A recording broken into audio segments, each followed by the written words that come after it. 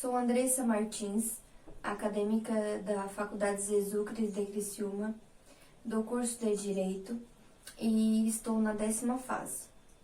Venho aqui apresentar para alunos do ensino fundamental e médio o projeto Artigo 5º, a fim de possibilitar o conhecimento de direitos e garantias fundamentais. Vou explanar sobre o inciso 41 do artigo 5º da Constituição Federal, de um aspecto bem didático e atrativo para a compreensão de todos os alunos. O artigo 5º da Constituição Federal garante direitos e liberdades fundamentais, como, por exemplo, o direito à vida, à igualdade e à educação.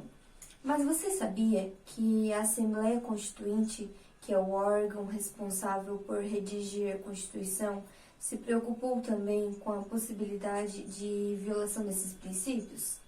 Então, por meio do inciso 41 do artigo 5º da Constituição, que a necessidade de criação das leis que penalizam quaisquer condutas que firam esses direitos e liberdades individuais é definida.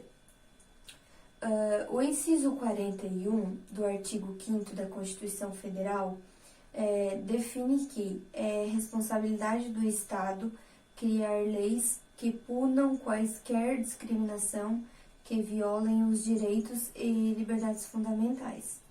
É importante observar que não foi suficiente que a Constituição Federal previsse a igualdade entre todos os seres humanos.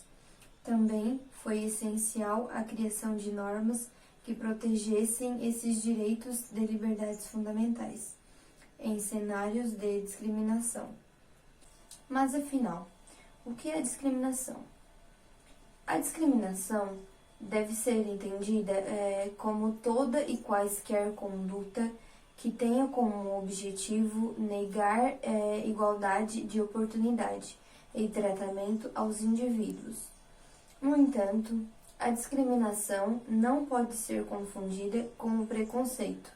Ela é, na verdade, o preconceito manifestado com o objetivo específico de negar a igualdade de tratamento e oportunidade a determinados indivíduos. Portanto, a discriminação é incompatível com os princípios de igualdade e isonomia, que são previstos constitucionalmente.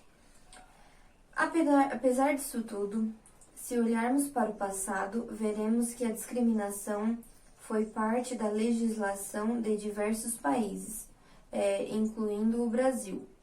É o que acontecia, por exemplo, na época da escravatura, em que pessoas negras e brancas não tinham acesso aos mesmos lugares e oportunidades. Isso só começou a mudar somente ao longo do século XX, em que a união de diversos movimentos revolucionários, como o movimento negro e o movimento de mulheres pelo direito ao voto, somados a grandes guerras mundiais, começaram a lutar pela igualdade. Essas mobilizações resultaram em uma grande causa mundial, que tinham como objetivo estabelecer princípios e direitos fundamentais a todos os seres humanos. Foi dessa forma que surgiram os primeiros marcos normativos internacionais que previam o direito à não discriminação, como a Carta das Nações Unidas, a Declaração Universal dos Direitos Humanos, as convenções da Organização Internacional do Trabalho, o Pacto Internacional sobre os Direitos Civis e Políticos, o Pacto Internacional sobre os Direitos Econômicos, Sociais e Culturais, a Convenção Internacional sobre a Eliminação de todas as formas de discriminação racial, a Convenção sobre a Eliminação de todas as formas de discriminação contra a mulher, entre muitos outros. No Brasil, a Constituição Federal de 1988 surge neste contexto de crescente proteção aos direitos humanos. É por esse motivo que o inciso 41 do artigo 5º foi criado de maneira tão ampla, de forma que pudessem proteger quaisquer grupos de discriminação. Entretanto, é importante ressaltar que as conquistas relativas à punição de atos discriminatórios ainda estão em andamento. E isso não tira a relevância deste inciso, já que sem ele sequer haveria a intenção de punir a discriminação aos direitos e às liberdades fundamentais. Por isso, a criação de dispositivos que prevejam, por exemplo, a igualdade de gênero e a liberdade religiosa é extremamente importante e representa uma evolução dos direitos e liberdades fundamentais.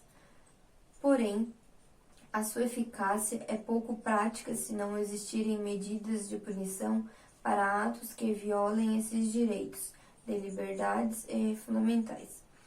A discriminação de gêneros, por exemplo, é gritante no Brasil até hoje, apesar de existirem diversos normativos sobre o tema. Por esse motivo, alcançar a igualdade de gênero é um dos objetivos de desenvolvimento sustentável da ONU.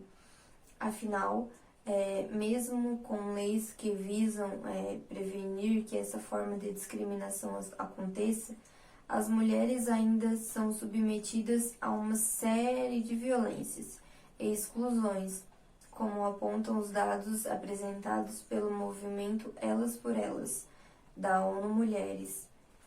Cabe ressaltar que esse é apenas um dos exemplos de discriminação da sociedade brasileira. Existem também a discriminação de pessoas com deficiências, de LGBTs, de negros e diversos outros grupos que sofrem com isso. Portanto, o inciso 41 do artigo 5º é muito importante para que os legisladores brasileiros sejam constantemente vigiados, com o intuito de garantir a proteção de direitos e liberdades fundamentais, por meio da criação de normas que punam todo e qualquer tipo de discriminação, além de educar a população para que não haja futuramente a necessidade de punir. Pensando nisso, atualmente, os legisladores já criaram algumas normas que cumprem esse papel de punir atos discriminatórios. Alguns exemplos delas são a Lei 1716 de 1989, alterada pela Lei 9.459 de 1997, que visa punir discriminação ou preconceito por raça, cor, etnia, religião ou procedência nacional. E a Lei 10.741 de 2003, do Estatuto do Idoso, que criminaliza a discriminação de pessoa idosa. Neste contexto, vale refletir também sobre a necessidade de conversas sobre discriminação em todas as esferas da sociedade, como dentro das escolas e universidades. Afinal, considerando que a educação aborda os mais variados assuntos e pode prevenir que mecanismos de punição sejam usados. Ela deve ser usada como uma ferramenta para buscar a igualdade e assim garantir a inclusão social, econômica e política de todos. Assim, fica claro e bem exemplificado o inciso 41 do artigo 5º da Constituição Federal. O artigo 5º da Constituição Federal diz que a lei punirá qualquer discriminação atentatória dos direitos e liberdades fundamentais, e o caput do artigo 5º não pode passar despercebido, onde diz que todos são iguais perante a lei sem distinção de qualquer natureza, garantindo-se aos brasileiros e aos estrangeiros residentes no país a inviolabilidade do direito à vida, à liberdade e à igualdade.